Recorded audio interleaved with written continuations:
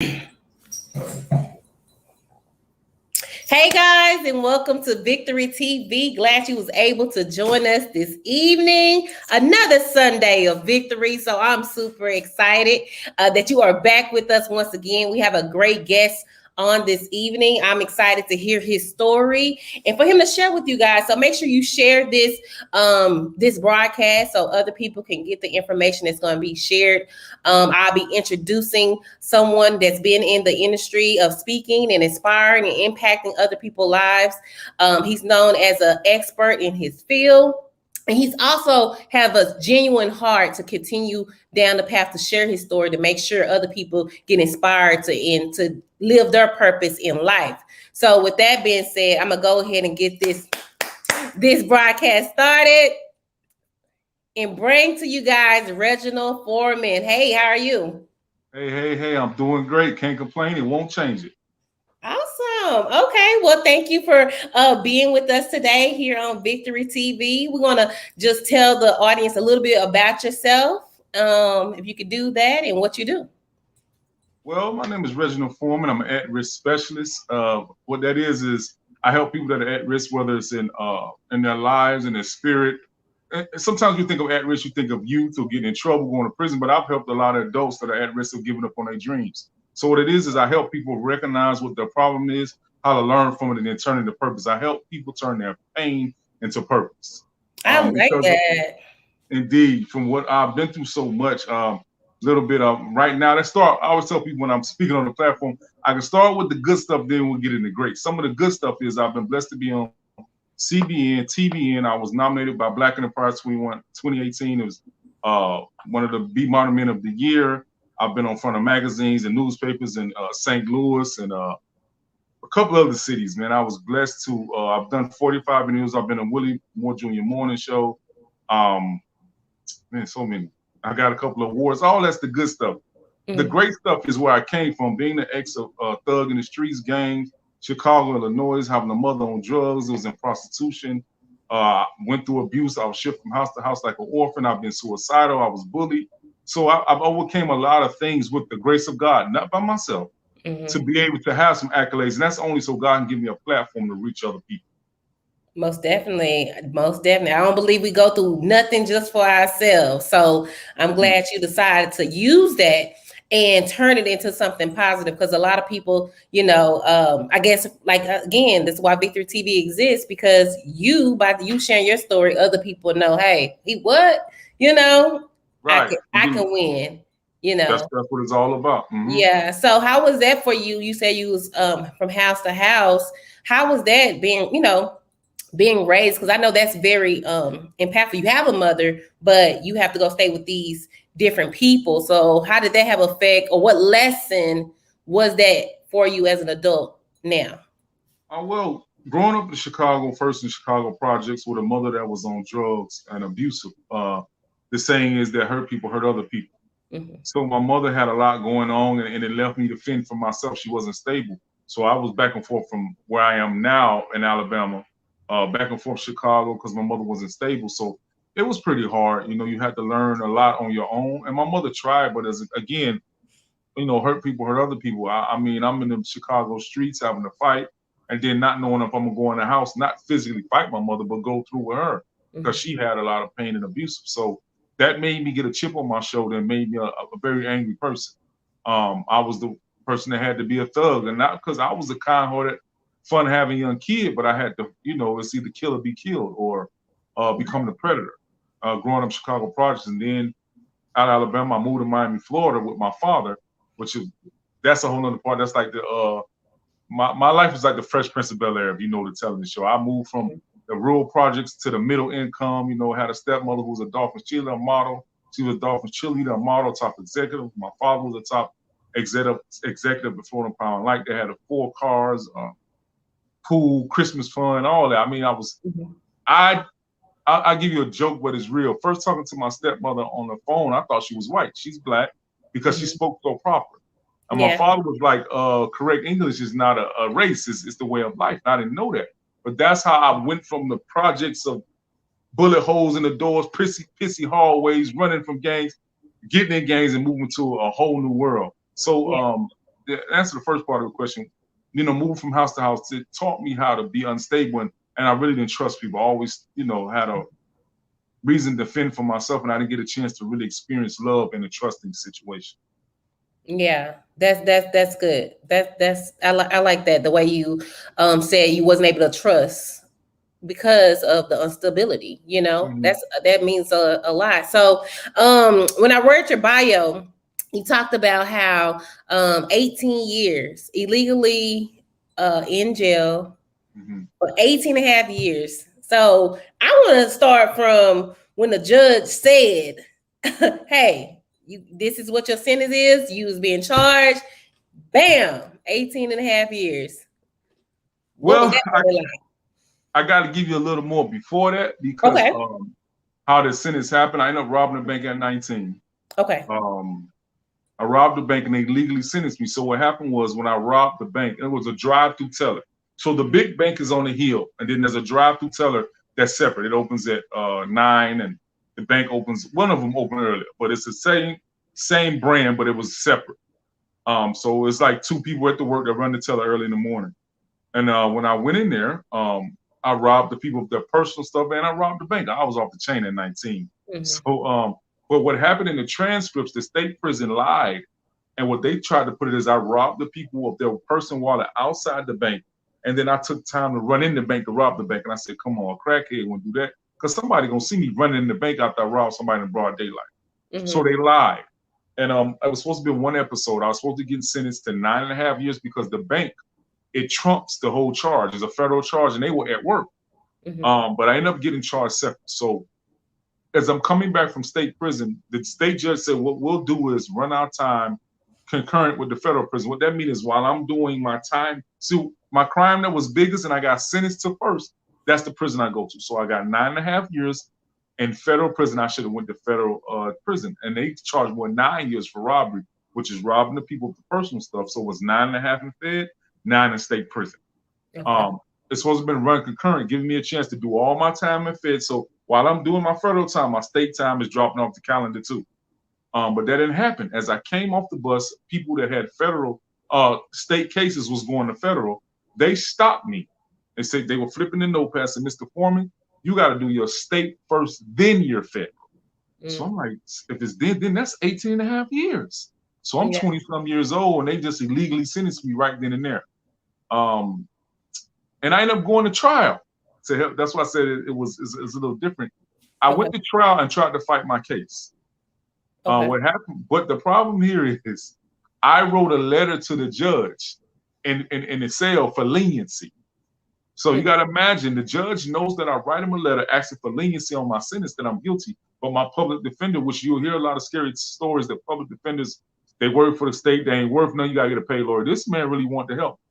As I'm sitting in the cell through the glass door, I think, or the lawyer, client, I was sitting in the room. And he sit there, he looked in my eyes, he said, you just a young guy that effed up. I want to help you. I was like, all right. So what happened was during the time of me doing my robberies, my father was declining in his life. He was selling big time drugs with Cubans and Colombians riding around in limos. My life story gonna sound like a movie, and it is. So he's riding around doing wrong.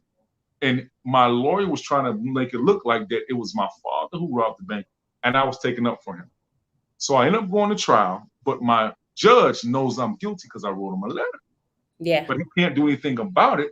He has to obey the law and let me go to trial, let the jury convict me. Mm-hmm. So we go to trial. After 2-3 days, my lawyer's making a good defense. He brought in my neighbors. I had a Hispanic neighbor and a white Caucasian neighbor on my side. And they were like, man, Reggie, because in front of them, I'm from the South too. I was like, yes, ma'am, no, ma'am. They didn't know I was thugging and getting in fights and robbing and doing stuff behind the scenes. Mm-hmm. They were like, oh, he plays with our kids and we never seen him do run wrong. So it was looking good. So the jury had a difficulty because the prosecutor, they had brought in the woman that was in the bank. Mm-hmm. I had on a bandana with a hat on. All you could see was my eyes.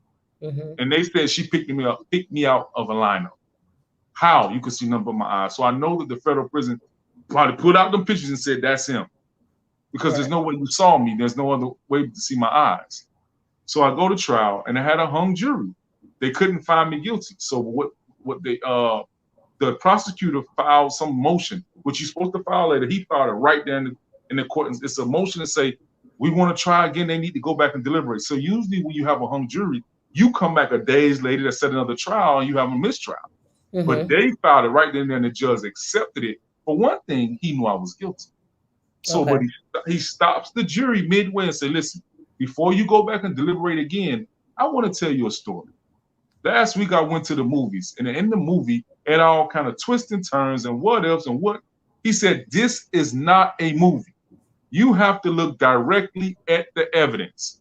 So I'm like, and I looked at my lawyer, I said, he's coercing the jury. You don't hear him? And my lawyer put his head down like that and shook his head. They went back there in about a good 15 minutes, no exaggeration, they found me guilty after the judge's speech. So. Wow. Yeah. Wow. Yeah, that's like serious, you know. And like you said, just that quick. But like you said, the judge knew, but the jury still had to do it. You know, people. Anyways, I ain't gonna get on it. It's just like, ugh. Yeah. But anyways, I think that anyways, that was just I get emotional when it comes to stuff like that. When people do, you know, do stuff like that, coerce people into saying what they want the other person to think. You know, when it's supposed to be. And that was the judge, right? Yeah, right. And it was hard because I had surrendered to God. I didn't have jailhouse religion. God was calling me on the streets. There were encounters where the Lord was telling me, sit down, you got a call on my life. You know, you're young, you're getting into trouble. One of my first robberies, I always tell my testimony, we had me and some guys from the other side of town. You know, you're a young dude, I'm working at a grocery store, you trying to impress from the north side, the west side, we working at this grocery store. So we did a robbery. A man was going home with his groceries. We jumped out the van. I was the one that with the hands, I knocked them down. Other guys was turn over, we gonna shoot you. Another guy jumped out, took his wallet. We get home, I end up taking the man groceries home with me. We split the money, but I took his groceries. I'm sitting in my house is kind of dark. I remember drinking the man's orange juice and I heard clear as day, you know that was wrong. And I looked around like, who was in the house with me? That's the first time that God spoke to me in that way, but I didn't take it as that at that time. But there were many times that God was speaking to me before I went in prison. So when I had got in there about a couple of months into it, I remember my grandmother telling me, you need to pray, you need to do this. So I just started surrendering to God. I got right into it because I started remembering, like, God, you've been talking to me for a long time. So my faith, and that's what happens a lot of time when you surrender to God, you start believing it's just gonna change, everything gonna clear up. But now God, it don't work that way, especially when God has a calling in your life. I done had all kind of things spoken of my life, and a lot of it's come to pass about me helping you, traveling the world, doing stuff that's come to pass. But all of that came through pain. That's why I can tell people about abuse, a mother being on drugs, seeing prostitutes, seeing my mother count money with different men leaving out their house, me getting bullied, me fighting, getting illegally sentenced to 18 and a half years, which we need to get back to that. But it was harder when I lost trial. And then harder, so I lose trial, then they illegally sentence me after praying and seeking God. Yeah. And so that's when I tell people, God, wait till your back is against the wall and see if you're going to really trust him. Yeah. And then, okay, you sentenced, you there, you in jail, you doing your time. How did they let you out? So 4.5 years in, what did they do? Hey, it's time for you to go home, or how did that come about? That's the good part. So after I had to go do my sentence, I'm in state prison, the worst time in state prison. And I started getting deep in the word. I'm like the deacon of the prison. I'm walking around helping everybody. And a dude with a life sentence began to help me with, we call them jailhouse lawyers, dudes that 30, 40 years, they learn the law. He started helping me with my case. 4 years into my sentence, I won my appeal. It was the appeal to find out why the state prison didn't run their time with the federal, which turned out being good for me the way you look at it. So I get back in the courts, I get back in the county jail, which you go to court for. I'm in the county jail, and I get a letter in the mail from the federal prison. And it says that you had 2 years to file appeal. Your case is mute, it's exasperated your time. So what they're saying is you are now stuck with 9.5 years. You can't even file appeal. So I'm reading this like, oh my God, because what we say in the streets, the feds is the real gangsters. But they got we call them the alphabet boys. You can throw money to the state judge, but you ain't gonna hardly ever hear somebody say they bought a federal judge. Yeah. So now I'm in there scared. And I remember running to the cell next door where my mentor was an older Puerto Rican guy. And I was calling his name, man. I was like, I'm going to say Javier because I don't remember exactly what his name is. So he comes to it's the brick wall. And I'm talking through the wall like, hey, man, the feds just closed my case. I don't know hell, I have nowhere. I'm panicking. So this man started laughing and praising God. I said, what is you laughing and praising God for? I just said, I can't file my appeal no more. He got real quiet. He said, now you're going to see the hands of God move. Now you're going to see his power because you don't have no way else out. So it started hitting me. So now I'm reading the Bible. I mean, first it's like a movie, The Walls of Jericho, Part of the Red Sea. You reading it like, I believe it, but I had no other choice but to believe. Yeah. The key part of my story, I had to believe. So I go in, they call me to go in the course in the jail. I'm in the courtroom in the county jail. State judge said, well, Mr. Foreman, we did agree to run our time concurrent with the federal prison back in 19 such and such, 4 years ago. And I was like, no, duh. He said, but they didn't agree. I didn't know this. They never told me that it was a no agreement. He said, but what we're going to do for you is overturn your 9 years and just charge you 3 years for what the gun carries. So I'm 4 years in the prison. I got a new reduced sentence to 3 years. I'm a year over. Yeah. I could have went straight home out the courts. They said, Mr. Foreman, we can't let you go because the federal prison has a hold on you, a detainer. They're coming to pick you up. So I go back to the courtroom, but I'm excited because I see light. Yeah. I don't have to do state no more. Something is moving. All I know now is I got to get the federal prison to beat them. So what happens when you're in the county jail, they have a Monday will take you to state prison. It's like a state run. Tuesday is federal run where they got to take you to federal prison because you're in the county jail before you go. They call me on a Monday again for a state prison. I'm like, why are they calling me? Because my case is overturned. I'm supposed to be going to federal prison. Why are you trying to figure it out? God has already worked it out.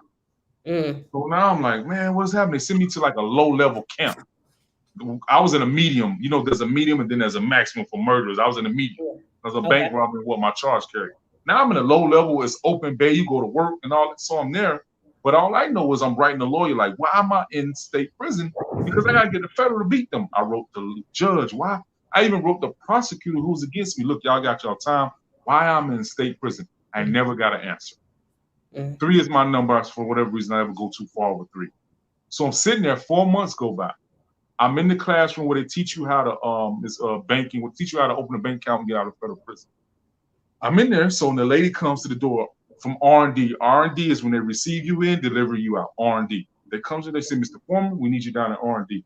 I get up as I'm walking to the door. I always tell this. There was a young Haitian kid. I mean, he was wild off the chain. None of the older guys, the old heads, we call them in Miami, would deal with him. But I was like this big brother. That's why I tell people the youth need discipline, but they also need love. So I was like this big homie. So he yelled, hey, boy, today is your day. Things happen when it rains. It was pouring down rain outside. He said, it's your day. I'm like, what, there's some voodoo or something? It's pouring down rain outside. What that mean? So I ain't paying no attention. I go in there and I sit down next to the lady. And she's telling me, Mr. Foreman, you have an immediate release. I'm like, okay. But in my mind, just 4 months ago, there was a federal hold on me. So I'm sitting there because people have tried to get out of state prison and the federal prison to come across the street and grab me and say, you need to serve. We have a warrant for your arrest for what you owe us. Yeah. Yeah. Well, so I'm sitting there and she typing, my stomach bubbling. I'm going to ask her, I said, is there a hold on me in the computer? She said, no. I said, there's no detainer on my name in the computer? She said, no. I said, I'm going to shut up and ride this out. I'm going to see what happens. So I get up, they change clothes, and then they give you $100 when you get out of state prison. She give me the $100. I walk to the front of the police car with the officer, not the back seat. She let me get in the passenger seat. I said, this thing feel real. She took me to the bus station and said, Mr. Foreman, have a nice life. We don't want to see you again. Drove up. So I'm on the bus. I just beat the fans. Yeah. They let me out. I'm down in Miami, Florida. And I knew my father was gone for selling drugs. The DEA was looking for him. I didn't have my mother. She was strung out somewhere. I knew that, see, God always makes a way out if you think in your life. At the age of 16, my family in St. Louis, I'm talking about, they Kojic, Church of God in Christ. No makeup, skirt down their ankles, holy, holy. Told me I could come move with them. I said, I don't want to move up there. I ain't going to be able to date no girls. I ain't going to be able to listen to my rap music. I turned them down at 16. But now I'm 25 years old, and I know if you come out of abusive relationship, if you come out of drugs, you come out of prison, you need accountability. A lot of people try to change without somebody holding them accountable. I knew if I stay on these streets too long, because I ain't had no help, I'm going to end up getting back in trouble. So I called them and said, listen, I'm ready to be, I'm a Christian now. I need to move up here. Mm-hmm. Got a bus ticket from my stepmother, moved to St. Louis. I'm working at Labor Radio. I don't know if they got it. The Dallas Labor Radio is a temp service. You get $7, $8 an hour. You working all kind of odd job, but I'm free. I was dating my pastor's daughter, about to be the deacon in the church, going hard. She started having dreams. I went back to prison. Now, her mother's a prophetess, a scared a mess out. You tell you what color you had on, the age, everything. Yeah. And then in my mind, the gift may have been passed down, but she had dreams I went back to prison. I said, you crazy. I ain't even thinking about crime. I thought it was the reason because she thought I was going to leave her. I didn't really want to be with her. The church put us together. That's a whole nother interview. But gotcha. She having dreams. I went back to prison. I was out about 30 months, 6 months shy of 36 months, which is 3 years. I was out 30 months. Let's say 3 years. 4 days after Valentine's Day, 2004, I'll never forget. I'm laying on the bed, 1 foot on, 1 foot off. I heard a heavy knock. You ever heard of U.S. Marshal serve a warrant? It'll wake you up out of coma. I run downstairs. My aunt is in the door, come in the back. My cousin's in the door. U.S. Marshals come in the door and said, Mr. Foreman, we have a warrant for your arrest. And I said, it's like, am I dreaming? Yeah. I ain't did no crime. I ain't did nothing wrong no more. My aunt come run out the back in her gown, like, you devils, leave me alone. I said, Auntie, please go back there for me. 2 of us going. So they put me in the police car. They said, Mr. Foreman, you were let out of prison erroneously by mistake. So I'm sitting there. I ain't mad at nobody but God. All I can think about is, God, are you an Indian giver? I changed my life. I'm serving you. You after all that praying and laboring and doing your will, I'd rather have what we call judge and jury on the street. I'll shoot out and go on in my makeup before I go back in there. Take me back in there. All I remember, they wanted me to serve the whole 9.5 and not even give me the 4.5 I did, because they said that was state time. We didn't agree to run our time concurrent. Same thing the judge said. So they wanted me to do the whole 9.5, like I ain't just do 4.5 years. Wow.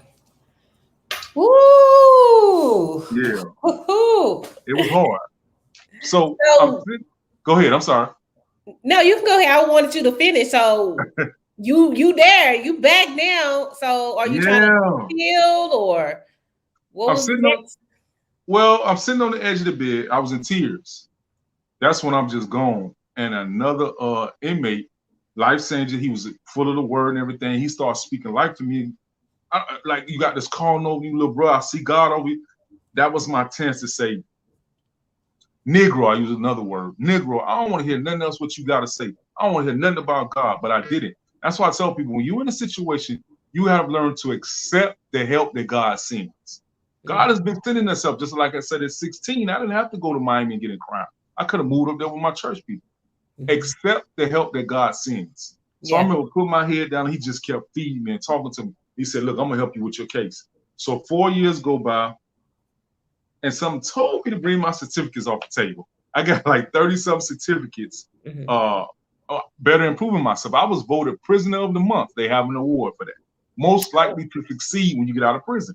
Anger management, learning Spanish. I was doing everything I could. Because I tell people, while you're praying to God, what are you doing in the waiting time to show him you're prepared for the blessing you're asking for? You're waiting for a husband. What are you doing to show that you're a wife? Or are you waiting for this raise or this business? What are you showing that you're prepared for what he's going to give you? Because most of the time, we can't handle the blessing. We think we're ready. Right. So I started preparing myself, believing I'm getting ready to get out of here. Lo and behold, 4 more years go by, but I won my appeal. The guy fought, so they gave me the time off. So I did 4.5 years. I did 3 years free. I did 4 more years. So I did 8.5 years altogether off an 18.5 year sentence. Wow. So that was like, you got out 2008? Yep, I got on 2008, December, right before 2009. I got November, right before, a day or 2 days before Thanksgiving. Wow. So, okay, so let's speed things up. Did you already write the book in prison, or when did you decide, hey, I'm gonna write a book and motivate and inspire people and share my story with others?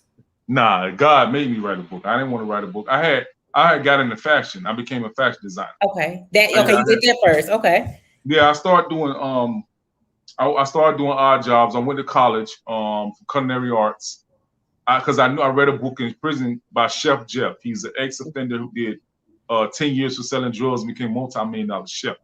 So I knew with a federal charge, I can be a chef. So my idea, instead of praying, I'm saved, not serving God. Because the second time I went in, I was in church. I had them behind me, I'm about to be the deacon. But still, like people do, I'm still asking God, come with me through the door, instead of saying, God, is this the door? And a lot of times that's what we do. So now I'm trying to be the chef, figure it out. I didn't like cooking. I didn't love cooking. I like cooking. I get down, but I didn't love it. So I switched over to culinary arts because my stepmother spoke something in my life at 14. And she didn't even know she prophesied it without even knowing. You need to do something with cards and t-shirts because I write and draw at 14. So then I switched it over and I ended up leaving school because my aunt was getting on my nerves. I wanted to hurry up and work 2-3 jobs, get out of her house. I didn't endure. I'm working at this print shop to do t-shirts. And I saw T-Pain. God will speak to you. I was watching T-Pain, the rapper, get up there and say, I want to thank all my haters for this award. Light bulb went off. God bless my haters. My first t-shirt was God made me what can break me for what I went through. But that God bless my haters, I sold a lot of them t-shirts. Yeah. So I'm going from barbershops and beauty salons selling t-shirts, driving around. People buying a shirt for God bless my haters. One, God made me what can break me. She had just beat cancer. One lady just got a divorce. I knew that the sayings meant something to people. And then the God bless my haters. I had one girl come up and I just remember what she said. Oh, I can't stand this chick at my job. I need that shirt. I said, you do know it say God bless my haters, right? I said, but whatever you want to buy it for, it don't even matter. Yeah. So I'm selling these t-shirts and I began to flip it into real fashion because first it was just graphic design t-shirt. So I'm making hats, I was making sweaters. I wanted to be the first faith-based FUBU or Tommy Hilfiger. I got on magazines. I started doing fashion shows, all that. So in the midst of that, a sister in the faith was prophetic. She said, because what would happen, I was opening up at this Christian comedy show, and one of the guys knew my story. He said, Reggie, go on up there and do 3 minutes. Just tell them a little bit of your testimony. So when you walk in the door, I have a booth. People see my shirts, they love the designs. But when I got to telling my story, I would have 2 lines of people. Yeah. Every time people were supporting my booth. People buy you. That's what I tell people in business. So they would have 2 lines, and the lady was like, God has told me it's time to write a book. In my mind, I'm like, I ain't big enough yet. I'll wait till I get into Paris, on all these stores. I'm like, I'll sell more books thinking about money. But God was like, no, I'm talking about ministry. Yeah. For 2 years, I ran from God. I ain't want to write a book yet. So I was speaking at this ex-football player, Aeneas Williams, Hall of Fame. He's in St. Louis. He started his own church. I was speaking at his church. It was 200 plus men. When I got through speaking, about 7 of them in a row, like, where your book at? You need a book. Your story's too big and need to be right. I said, okay, God, I'm gonna write a book. And thus, behold, my first book was 10. Yes. This is called Live Determined. Don't let your struggles bully your dreams. I always tell people your title and your wording will pull people in. So people say, what does it mean? Don't let your struggles bully your dreams. I say, you got to think about it. What does a bully try to do? Try to get you to bend and be in fear and bend to their way. That's what struggle will do. Right. You think you're gonna start a business, you get that bill, or you get in a divorce. Anything, struggle will always try to make you second guess what God put in your heart. So I tell people, don't let your struggles bully your dreams. Live determined. This book, after I wrote the book, this is how I got on CBN 700 Club. I thought it was just my testimony because I had sent it in. You got to work. I sent it in. They interview, a lot of people, multi-million-dollar thing on CBN. But when the people came to my house to do the filming, it was like, I was like, who y'all? So y'all saw my story, and one of you said, well, somebody sent your book or something, because we were going to give you a 5-minute live interview in the studio. But after we seen your book, we said, we're going to give you a documentary. And I done sent that documentary all over. It pinned to film producers and everything. So I was like, who sent the book opened doors for me? When I got on TVN and Willie Moore Jr. and all of them interviewed me, I had film producers, like 2 of them. You ever thought about turning your story into a film and all that? The book. But one person had to stop me, which I'll tell you about my toy line. She said, don't do it yet. So my book got me a lot of, I tell people, write your story, no matter who you think, because people come and say, Reggie, I ain't lived no life like you. Your story is crazy. I said, yeah, but you've lived something that somebody else needs to hear and be inspired for. Right now is the season of time to pin your story. Of course, my story is my story. Look at Tyler Perry, look at Oprah. But there's somebody else that needs your story. Right. I can't tell you what God gonna do with it, but I know I ran for 2 years before I wrote a book, and this book opened a lot of doors for me. Most definitely. And that's what we talk about here. Your story matter. You don't know how your story can impact someone else's life. You don't know who's going through the same thing, but they think they the only one going through it, and they Right. settle like they lost, but then here they is seeing a winner. You did how much Mm-hmm. time? Oh, you had to go back. That'll depress somebody, or suicidal, or all Yeah. those things. Like That's another point we'll get into about me dealing with that. I've written 3 books now, a children's book and 2 personal stories. Okay, so keep going, keep going. Your story is good. So I'm like, you got me engaged. I'm fully engaged, you guys. So he is a speaker, you guys, as well. So he'll give out his contact information at the end. If you want to book him for to come and speak to your youth, or at your church, or to adults. If you want to find your purpose, he helps with all of that. So I'm listening to the story now. So let's get back to it. So we started in the fashion line, started writing the book, and man, writing the book, traveling. Another thing I messed up on is that I kept trying to drive. I was like, all right, I'm an author and a speaker now. I didn't stay with something. I mean, I had a guy come to me, and wanted me to be the next Steve Harvey. No lie. He was like, listen, because you hear how Steve Harvey speaks. He's not correct English. He's not. He's somebody from the hood, but country. But his gift and his comedy, where he dressed, open the doors. And this guy was like, he helped people. He was a legit. What do you call? What are people that help you do when they promoter, producer? Not promoters. The other thing when they you got to see manager. What did I say? Manager. Agent. Yeah. Okay. Agent. Mm-hmm. And he showed me he can help people. He know how to get in there. It was like, man, because when I go speak, I ain't gonna lie, I don't really own a suit. Mm-hmm. I don't have no problem with it. I wear a lot of blazers and a lot of my own. But I've been a fashion designer, so I wear my own brand. So I was on a speakers panel with a lot of dudes in suits, and I had on Timberlands, I had on my hat, and I had on a blazer. Because I said I'm gonna be like what's his name that owned Fubu and Fat Farm. He always wear a baseball hat and a blazer. I said I was gonna be like Russell Simmons, because my father pushed in my head so much. You got to get like them, and I don't have a problem with a suit, but I was so anal about making my own business, my own lane, where you got to see me. So I've had times where I'm the keynote speaker. The guy come in clean, Charlette, and talk, man, you know this guy? Where is he at? Yeah, cool. They talking to me. Then I go up and speak, and they was like, oh, I ain't know that was you, boy. You killed it. Because understand, it's always an R out of that. So I started speaking, and I had to learn my own way. Doing business, I started, like I said, an author. I'm getting all these things happening, getting on front of newspapers, Black Enterprise, and all that. And what happened was, I was married at the time to my ex-wife. That's what's on the documentary. I already tell people that changed, but we were married, and my ex-wife was having a problem having children. She had fibroid growth inside of her. Okay. And so we would try. Then she had ended up getting pregnant one time. Went to the doctor. There was no heartbeat. There was no fetus in the sac. So it was a hard thing. They said, there's no heartbeat here. You have all the symptoms, but there's no baby. She was already a person that was not good in faith. I didn't listen to God. I talked about that too, about rushing into marriage. I was young and ready and tired. I had prophetic warning not to marry her. And God gave me his permissive will. So I ended up getting married, and we 2 different people from 2 different spectrums. So her faith was up and down. I'm still growing because I wasn't perfect. You're still a street dude trying to surrender. But I know I have this huge calling on my life. So she left alone after the first pregnancy. She was mad at God and wanted to try it again. I don't know, a year or 2, whatever later, she comes to me. She had just got through watching Joel Osteen. I'm laying on the couch, reading the magazine or something. She came to me and she said, I want to try again. I want to get pregnant again. I'm like, all right, cool. She said, but I don't just want no one child. I want that child because I'm 40 years old at that time. I ain't got no children. And so she comes to me and is like, man, I want to try again and I want to have kids. He said, I don't want my baby to be by his or herself. I want him to have a brother and sister. I want twins. And I'm looking at her like, because Joel Osteen preached to you, you get double for your trouble. That was the message. But we arguing every other week. And in my mind, I'm like, we barely getting along. I'm trying to build this business. I ain't having no twins with you. But I ain't said out loud. Right. So we do what you do when you're married to have children. Start getting ready, doing our thing. Next thing you know, she come to me and said, I'm pregnant. I said, all right, cool. So she went to the doctor without me because she said she didn't want me to be embarrassed or be let down. And she said, the doctor heard a heartbeat this time. I'm like, all right, cool. Then she said, the doctor heard 2 heartbeats.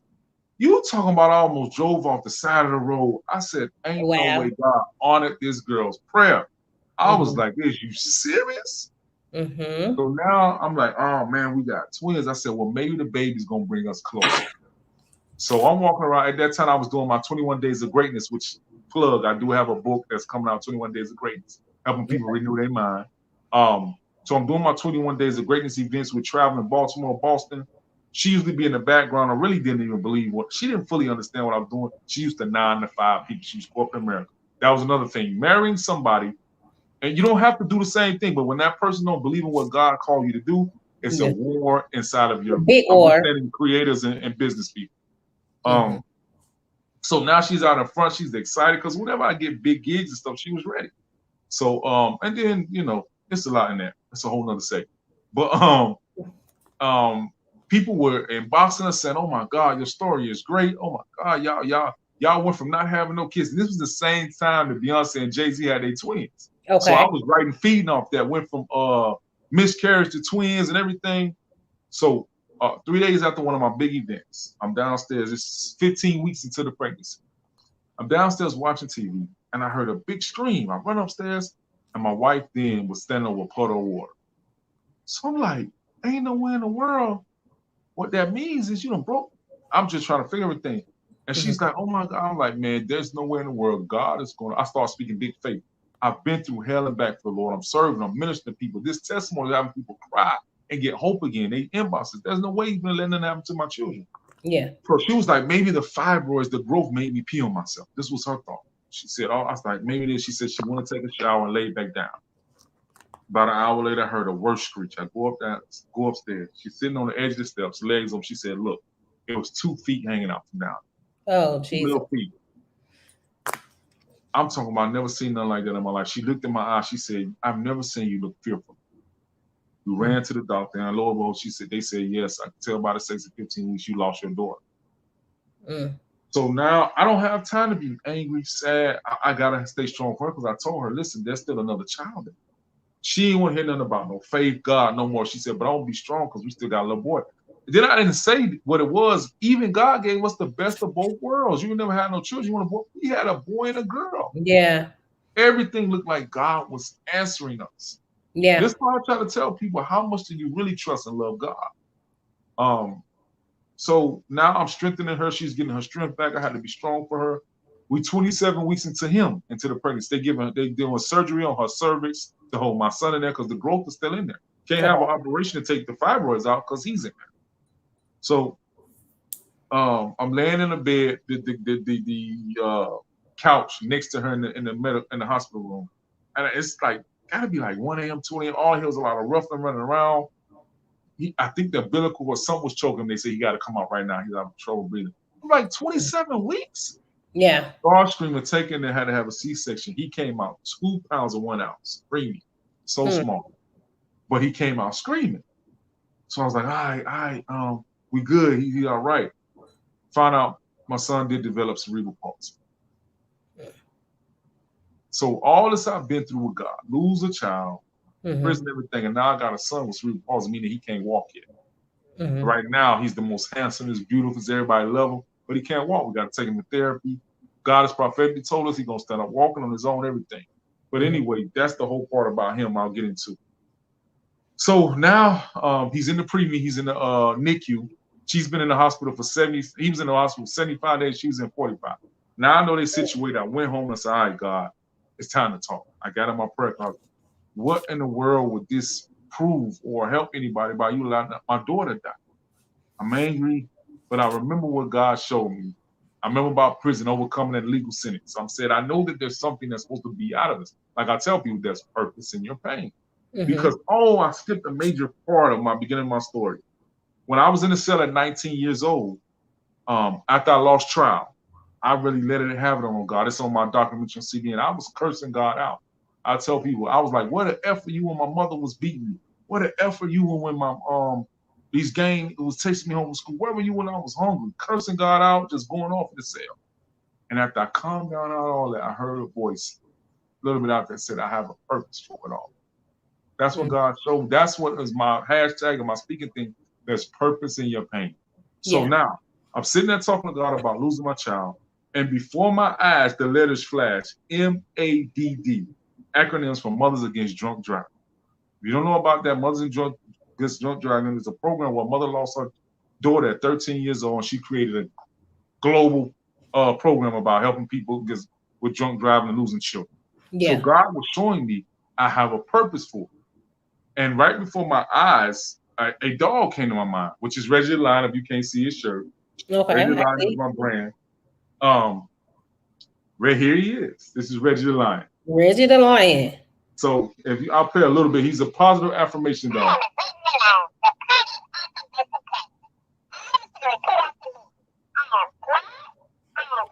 We really can't hear it. Oh, you can't? Yeah, we really can't hear it. I'm sorry. And that's because he's a prototype. That's what I did on my budget. But Reggie Lion, he speaks, you're smart, you're strong, God loves you, you can do it. He speaks positive affirmations. Awesome. So when I'm sitting there, God was just downloading all this to me. All this was coming to me, man. I wrote the movie script. I wrote the film.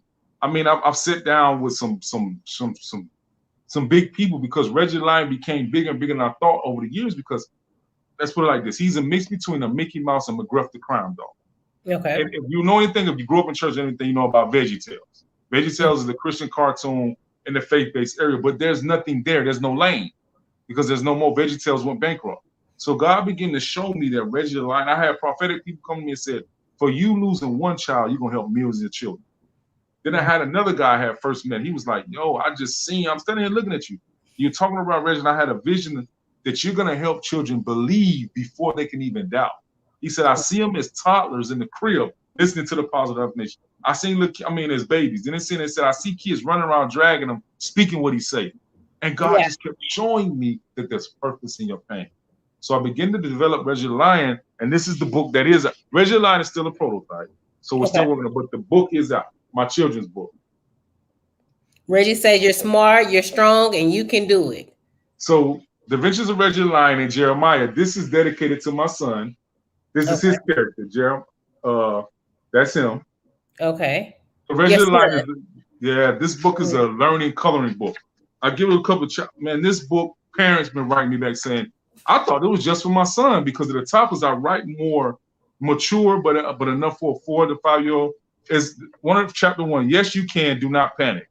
I teach kids how to ask for help, tell the truth, be thankful, help others, be a giver, believe in yourself, and don't be afraid to try. So in this book, I teach different things about kids learning to mature, stop doing it on their own, how to give to the homeless, everything you can think about, which, like I said, it had parents think about. Man, I need to hear that. And it's a coloring book. But after losing my daughter, the biggest thing right now, we just got a contract, a partnership with down here while I'm in Alabama, Georgia area with this woman, April Ross. I can't saying live on the one. April Ross. She owns her own television station. Okay. So down here, she reaches 600,000 homes and is 11 counties down in the circles right up under Atlanta. Where we did a partnership where Reggie the Lion is going on TV. The cartoon. Okay. We're developing a cartoon. I said, this is super bigger than I thought. Yeah, giving me my own cartoon in my space. So everything that Envision like Mickey Mouse started, Bugs Bunny started, God has given me a chance to do. You talking about an African-American ex-offender. Being able to do his own toy line. Reggie Lion will speak other languages in Africa. We already got ex-Navy SEALs coming and said what we want to do because they snatched the kids back from sex trafficking, rescue them. They want to be able to partner with me and have dolls to give to the kids, to speak to them, to have them love. Kids that are in foster homes with a child. So that's my charity lane. But what I'm showing you is for everything I've been through, can it bring my daughter back? No. But it shows that just like the Mothers Against Drunk Driving, no matter what your pain is, if you let God show you and let God help you, he'll turn it into purpose. Most definitely. Awesome. Your story, is one of definitely victory where it can lead other people on a path like, wow. Like you said, you told me before when you started, like it's deep. It's very deep. And I think that what you're doing is amazing, especially with the Reggie the Lion. I saw it on your website, but I didn't know like how to order it or anything. I didn't see that part. But I think because that's what I'm saying. He's not ready yet. But we've had people who want to just get in line. We got pre-orders. They're waiting on the dog. But the more I didn't rush, the more God showed me how big. And it's scary because when I say I got Christian people of all races coming to me like, man, this is ours. because it's the Yeah, thing. and you know what? You know? I know it's going to be impactful because with my youngest son, he knew his ABCs at 1 year old because he had a doll that he just kept pulling on, kept pulling on, kept pulling on that sung his ABCs. It was like a green frog. And I had been looking for it because I was like, I need to buy them and give it to other, kids, because that would be beneficial. But at that time, I didn't know that had helped him because everybody learned the ABCs, but why did he learn so early? And it was because of that, because of that little green there. But when you was talking, I was like, oh wow. So yeah, it's huge. It's major. Yeah. And that's what we want to do. You want to be able to get the child. One woman there's a speaker, she's professional. She said, my grandbaby, I have her look in the mirror, say affirmation. She said, but what I like about this, when I'm not around, she can have the doll. Yeah. The doll is going to be great. And people just kept saying, Reggie, this is speaking to you. I'm like, all right, cool. But then the more I looked at it with nurses and hospitals, like, yo, you got some. Because on my website, which ReggieLion.com, we have to redo it. The circuit just went down for my guy who was doing it. But we have a small thing up. But I had everything up. It was professional. We have a psychologist, a study, a kids study, all of them behind me saying why this doll is going to help children mentally. So we already got it as a toy seller. But now they're telling me, who are clinical professionals, this is going to help children's brain waves develop more than you think. So that's why I said I had to slow down from rushing and doing it. And that's why the woman that told you I started earlier about my film, she said, Reggie, you already have a story. Your ex-offender changed your life. Because they were calling me Antoine Fisher, the movie with Denzel Washington. Because it was like, you had the anger, you had the mother on drugs, you did so much of your life. They said, but your story is bigger because now he didn't travel around helping people. But she said, don't do your movie until you finish with the toy. You talking about an African-American ex-offender creating a toy line. We're not known for that. Not just and I ain't knocking nobody else, not just a single, but a toy line that can be, because I have other characters. I can't show the pictures right now. I have with me. But I have other characters. I want to be as big as Bugs Bunny and Mickey Mouse, but in the faith-based area. So that's the purpose for each one of them, carrying away where you can see something, understand something. You might be a nerd. I have a character for that. I have a female character. I'm going as big as God let me go. Okay, and it's big. I'm telling you, it's big. You know it's big already, but from the crib, like you said, that the child that you lost, you're gonna be helping so many other kids develop and already believe. That's powerful. I'm like clapping it up. I'm so excited about that. Because it's gonna really help. That's where it should start. We should start talking to them now about everything. I was telling someone they should know about at 1 year old. We should already start teaching them about the stuff we going through right now. They might not understand it, but we can still have a conversation. That's the way, and that's why this book, which you can buy the book, these already. Okay. But that's why in the stories of the book, he goes through daily things of fear and bullying and oppression. He goes through things, and Reggie the Lion is talking to Jeremiah, which that's how we're gonna start the cartoons in a fun way. But how he learns stuff and how to develop himself and be, who God called him to be, or just be motivational in ways. Because you'll be surprised what the children from 2 to 5 they start learning and seeing around their parents and repeating, and what gets embedded in their psyche. You'll be surprised how they start. I'm not cute because I'm dark skinned, because I went through that. We popping right now, me and more chestnut, but back in the high school days, we weren't in it, so I went through that. And I understand how it is to. But see, God took everything that I've been through and put it into a toy product. That's all it is me writing it enough for children and preteens can understand it, because that's all it is, developing what God allowed me to go. Yeah, that's good. So I know you talked about the documentary that's going to be in the future when everything gets settled with the toy. What else you working on and doing right now? Well, right now, the television show is what I'm talking about. Yeah, the cartoon is going to be in the future. Documentary is done. But the cartoon is what we're working on. And also, right now, I'm working on the 21 Days of Greatness. 21 Days of Greatness is each day is like, because what I send out is daily text. I've been doing it for 8 years. Motivational text, not just scriptures, but to deal with real topics. Then I got some doctors, lawyers, preachers, everybody on there. Like, man, you need to do a book. People been telling me for long. These motivational, the way you hit me on point, because my gift is writing. So I'm preparing that so people can download. And it's gonna be free. You send me your email, inbox me, and you'll get an order of the 21 Days of Greatness, because it's to empower people. But each day we'll deal with a situation and then I'm gonna turn it into a curriculum. Because when I did the 21 Days of Greatness, I did it. How that came about, I was in prison and I fasted for 21 days. Woo! But I did God's days, sun up to sundown. I would eat after sundown. And I saw how, because if you read and Google, they say 9 times out of 10, people believe that you renew your habit or perfect the habit after 21 days.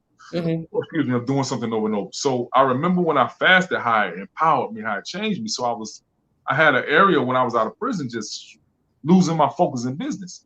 And God was like, you need to go on a fast to refocus, because on the 21 days, if I'm fasting for spiritual things, I don't watch no crazy shows. I fast, I read, I'm praying in the word. Now it was business. I did a 21-day business fast. All I did was watch business and motivational speaker Eric Thomas. What's her name? Lisa Nichols. Yeah, people like Lisa Nichols. That's all I watched for 21 days. John Maxwell for 21 days. So while I was going through it, God told me to open it up for other people. It was just for me. I put it on Facebook. I said, man, who wants to increase themselves? Go with me, because people seen, some of my success. Man, I had authors. Just something like how what's the name them did on Next Level. I invited people in, and man, we joined the group, man, and people started out with 16, 17 people. They wasn't motivated. A top 6 lasted. And and now I have professional people that said, man, you help me out. We will meet every Thursday and prayer calls and everything. Go through what did you learn? Because you only grow by showing that you're doing the work. And I said, all right, put on Facebook who you watch today. What you do is every day you either watch 2 30-minute segments, 30 minutes in the morning, 30 at night, or an hour segment where you're doing it daily. And then you write about it. And you say what you learned. And like I said, I had so many great people saying, man, this really helped me, Reggie. And we did it for 2 years straight before I got the divorce and kind of throw me off. But that's what the 21 Days of Greatness book is about. 21 days of affirmations and empowerment with the word and with, daily bullet points that you can read and change. And that's what I'm working on now. Besides, of course, like I said, this cartoon, because it's big, man. Getting a cartoon on it, then developing the dolls and keep doing the toy line. And that's going to set you apart. How many speakers can say they have a toy doll? You know what I'm saying? A lot of people say that. Right. I just try to do, I want to share this part before we get off. All this was good. And God, I try to encourage people to do whatever God told you. Charlette, whatever God told you, because I wanted to be like Eric Thomas. I wanted to be like Les Brown. I would study them every day and I started forming a habit. Like when God said, I call you for ministry.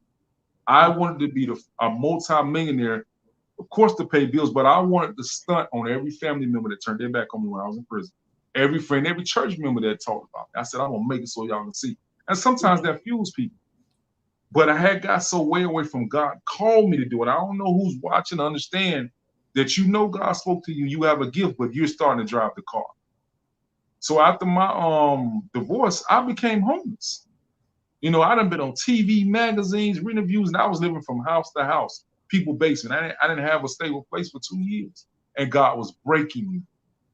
He was bringing me back to understand I gave you this gift. When you was 20 years old, you were suicidal. I called you. I didn't know who I was. I just wanted to be the biggest thug when God called me. Ready to take my life in prison. I had a suicide. We talked about that. Now, in the midst of everything I went through, I was a deacon in the church. One of my biggest times, and I don't share this testimony as much as God moved me, but I was a deacon in the church, and I was ready to take my life. That's why when I go to certain speaking events, I ask people, how many people in here has been mad at God before? People raise their hand. I said, how many people are mad at God right now? And some people tell the truth, because a lot of people are walking in front of you speaking, but there's something that hasn't been healed. Why God, why you let this happen? But you're just trying to honor up to look, God is heaven and hell, but you ain't got a real relationship with him that you got peace. So I'm sitting on the edge of the bed as a deacon in the church, and I had my culinary knife. I was ready to stab myself. I was like, God, I had tried to trick myself and say, Lord, I'm just ready to go home faster. I'm coming up there. I got to go. And as I had the knife and picking it up, my cell phone was sitting on the side of me. And it started to ring, but it rang so high pitched. They say like how dogs can hear dog whistles. I don't know how that works, but it's a pitch. And so I looked down at my cell phone. It was just bothering me like it got louder. I picked it up. There was one of my boys. Hey, boy, something told me to call you right now. And I told him, I said, man, I can't do it no more. I'm tired. I'm ready to go.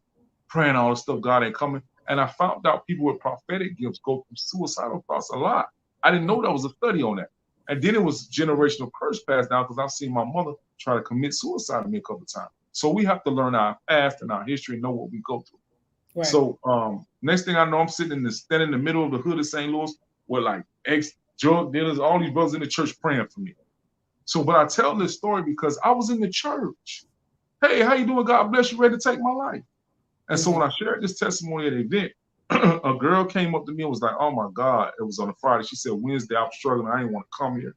But I had to come. She said, she was in the choir singing. She said, I was just cutting myself 2 days ago, ready to go. But I heard your testimony. So that's why I said, write your book, share your testimony, no matter how embarrassing it is. It took me a while to say my mother was on drugs and prostitute. But I had to, and there's some family members that didn't like me telling my truth. I have people that come to me and say, Reggie, how can I tell it? I said, listen, I'm going to be real with you. I haven't seen my mother for years. Me and my father ain't close. When I say he was corporate America to talk to the family and became a pimp and all that, he don't like it. He talking about taking me to court for writing my story. My own father, which we're not close. But we'll start speaking in tongues on your show. It's coming. But I had to write my story and do what God told me to do. I don't know why he had me doing this, but somebody need to know. Your story is powerful.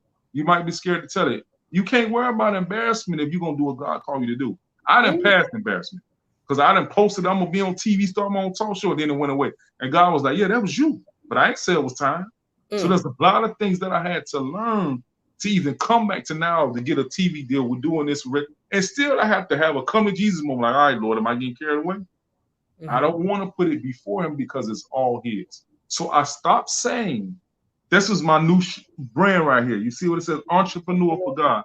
I had to show you this because this is, when I wore this to the event, Charlette, so many people asked me for this shirt. Entrepreneur for God. So the meaning behind it is he's not my partner. I work for him.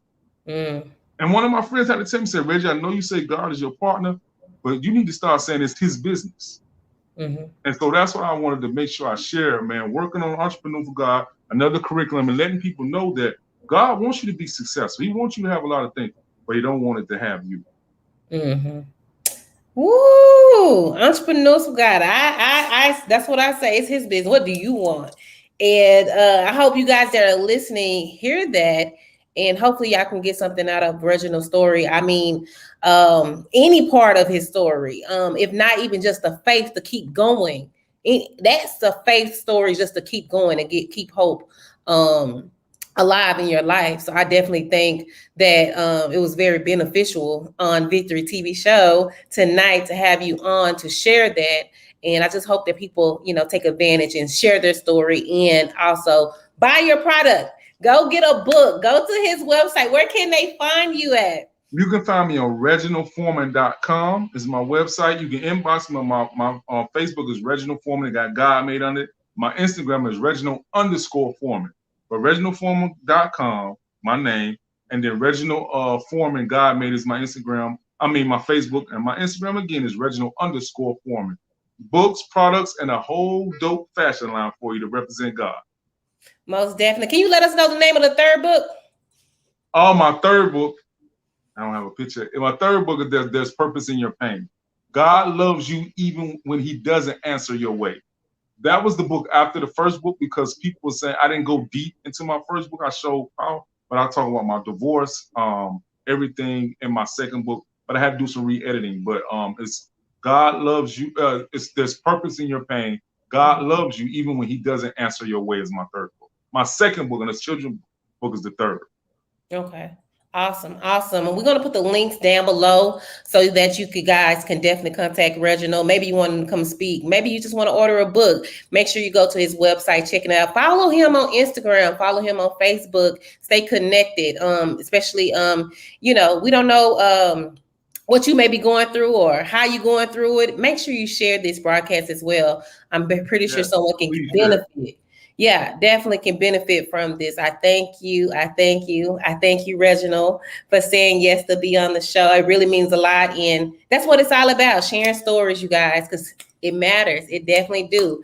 So any last encouraging words, and then we're going to be out. Well, first of all, Charlette, I want to thank you for what you're doing. A lot of people start, but they don't keep going, and they don't give a platform to help people. God is definitely going to bless you for you being open and with a pure heart to help people. And of course, you already know you go through attacks for what you're doing too. But I'm proud of you, what you're doing. Keep doing what you're speaking. I watch your videos. You got a great glowing laugh, a face that's helping people. So keep doing what you're doing. My closing word with that is, remember, you're created in God's image. 19 years old, laying on a bunk. I had read that I was getting picked at. I had acne in my face in high school. I was too dark skinned. I heard everything. African beauties, booty scratching. You look like a frying pan. I went through it all. Like I said, we popping right now. Remember that. But I had to understand, when I read I was creating God's image. I was like, wait a minute. If I'm creating the matchless image of God, and I'm this thug and throw away whatever, then I gotta have some type of power and gifts, not over thinking in my mind. But if I'm creating God's image, I'm here for a reason. So no matter how hard it is, remember, you're creating God's image, meaning that you're his child. He created you for a purpose, and greatness belongs to you. Yes, most definitely. Thank you, guys. Make sure you share this, and we'll be back on next week with a guy. He's an entrepreneur here in Dallas, Texas, so you don't want to miss. He's doing a lot of great things here, and so we'll be back next Sunday at 7 p.m. Central Standard Time. You guys have a good night, and thank you for tuning in.